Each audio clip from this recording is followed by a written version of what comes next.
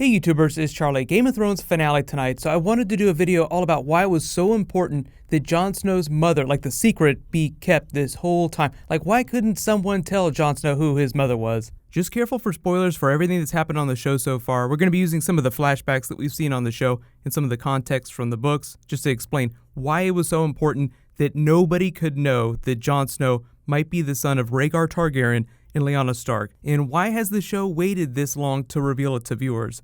But mostly I think because the show likes to set things up, like it likes to give you a reason for you needing to know something before it gives you the information. Jon Snow being the son of Rhaegar Targaryen would mean that he has a claim to the throne, so it makes sense the show wouldn't try to reveal that to you unless the kingdom needed a new leader. And we have a leader right now. Technically, it's Tommen. He's not a very good leader, but he's still technically the king of Westeros. So if a new candidate with a claim to the throne were to surface, it would probably plunge the kingdom into civil war, which is probably why Ned Stark never told anyone about Jon Snow's true parentage.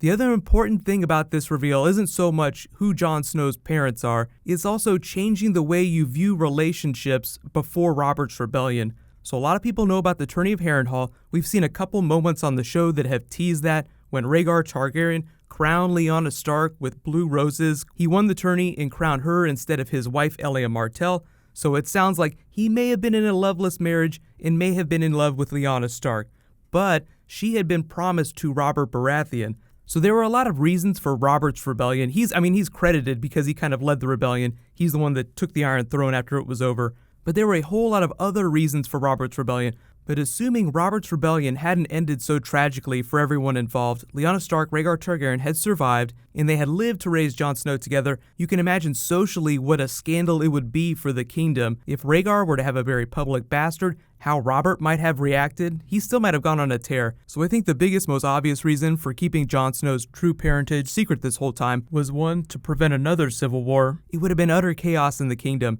And you have to remember that even though Robert won the rebellion, there's probably still a lot of Targaryen sympathizers out there.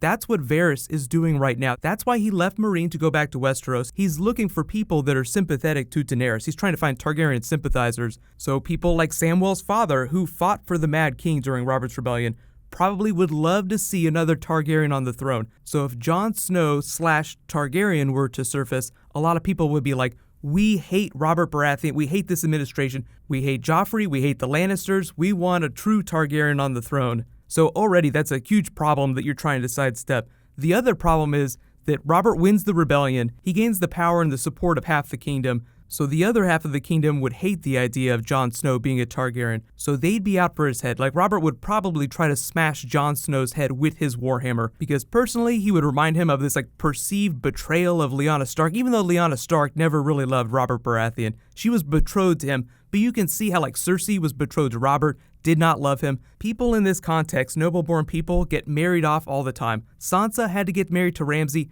did not want to do that at all. So that was kind of the situation with Lyanna Stark and Robert Baratheon. So you have a lot of political reasons for keeping Jon Snow secret, then you have a lot of personal reasons too. We don't want Robert to roll himself off the throne, pick up his warhammer, and come charging after Jon Snow. So the other big question that you're all asking is, why wouldn't Ned Stark tell Jon Snow though? Jon Snow might be able to keep a secret. Wouldn't you want someone to know who their mother is? Well, that probably goes back to the idea of Ned Stark being honorable to a fault.